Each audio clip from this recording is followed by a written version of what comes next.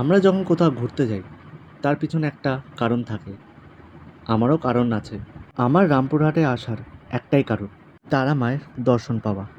তাই আজ আমি চললাম তারাপীঠে মায়ের দর্শনের জন্য।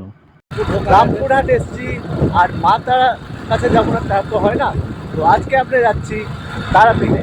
চলো আজকের এই ভ্রমণটা শুরু করি। গ্রামগঞ্জে এরকম বড় বড় বট গাছ, সঙ্গে সবুজ ধানের ক্ষেত, এরকমই গ্রামের পরিবেশ আমার খুব ভালো লাগে।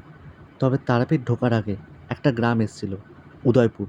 সেখানে একটা খুবই জাগ্রত মন্দির আছে, চলো সেটা দেখাই।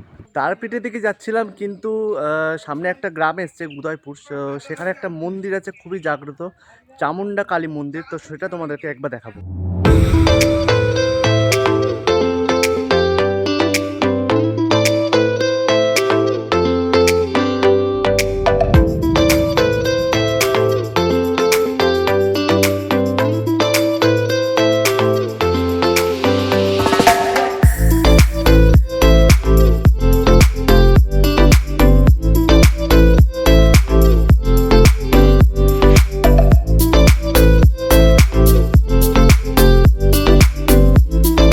তো এইটা হচ্ছে চামুন্ডা কালী মন্দির, যেটা উদয়পুর গ্রামে অবস্থিত। তো তোমরা যদি যারা তারাপীঠে যেতে যাবে তো অবশ্যই যাওয়ার আগে অন্তত এই মন্দিরটা একবার দর্শন করে যাও।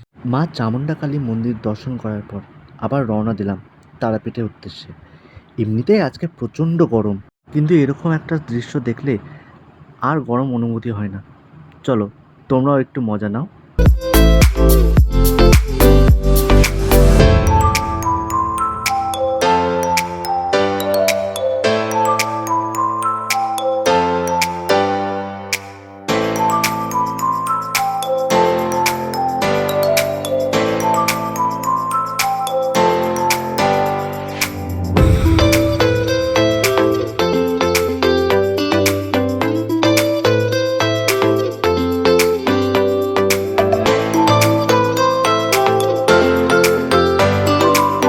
পৌঁছে গেছি তারাপীঠ মন্দিরের কাছে। এবার এখান থেকে পুজো দেবো। এমনিতেও আজকে ভিড় আছে, দেখা যাক কতটা ভিড় ট্যাকেল করে পুজো দিতে পারি।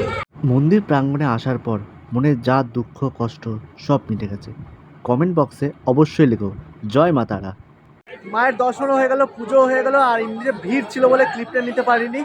তো ইনি হচ্ছেন আমার জামাইবাবু, সঞ্জয় ব্যানার্জি।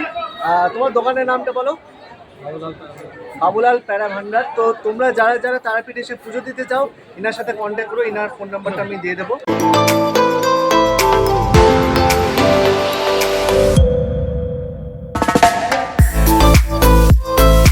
মায়ের সাথে দর্শন করার পর এখন যাব হচ্ছে তারাপীঠ মহাশ্মশানে। তো ওখানে দেখবো যে ওখানে কী কী আছে।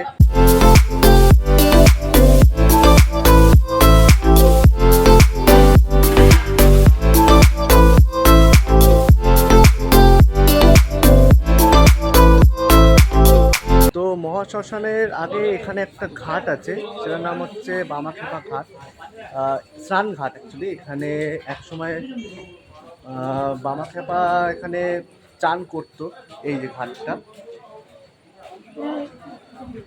আর খুব দারুণ লাগছে একদিক দিয়ে। আর ঠিক পাশেই হচ্ছে মহাশ্মশান।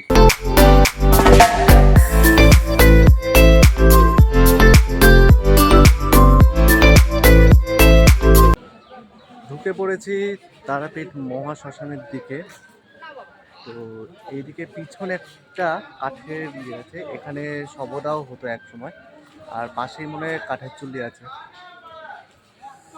তারপরে এই এমন একটা জায়গা যেখানে তোমার সব রাগ দুঃখ অভিমান জেদ সব এখানেই শেষ। ভাই বলতেও গায়ে কাটা দিচ্ছে আমার। যাই, এখন দেখি আরও কি কি দেখার মতন আছে। এর আগেও একবার তারাপীঠ মহাশ্মশানে এসেছিলাম, অনেক ছোটোবেলায়, 10-15 বছর আগে। আসলে আমার মামার বাড়ি হচ্ছে তারাপীঠ থেকে কিছুটা দূরে। যেদিন এসছিলাম মা বাবার সাথে তারাপীঠ মহাশ্মশানে, তখন অতটাও বুঝতাম না কোথায় কি হয় না হয়, কিন্তু যত বড় হচ্ছি তত বুঝতে শিখেছি। আর বেলা যত বাড়ছিল গরমও বাড়ছিল, আর আমার ভালো লাগছিল না শ্মশানে ঘুরতে। তাই মামাকে বলে বেরিয়ে পড়লাম বাড়ির উদ্দেশ্যে। তোমরা কতবার তারাপীঠে এসছো এটাও কমেন্টে জানিও কিন্তু। আর তারাপীঠ মহাশ্মশানে কতবার তোমরা ঘুরেছো সেটাও জানিও। তবে রামপুরহাটে আসার আমার যে কারণটা ছিল সে কারণটাও ফুলফিল হলো। হ্যাঁ, মায়ের দর্শন পেয়েছি তো, তাই মনটাও ভালো লাগছে। এবার বাড়ির দিকে রওনা দিই। তো এই ছিল আজকে আমার তারাপীঠ ভ্রমণ। কেমন লেগেছে অবশ্যই জানিও। ভালো লাগলে লাইক, কমেন্ট, শেয়ার আর সাবস্ক্রাইব করো চ্যানেলটাকে। আর দেখা হচ্ছে পরের ব্লগে। ততক্ষণে সবাই ভালো থেকো।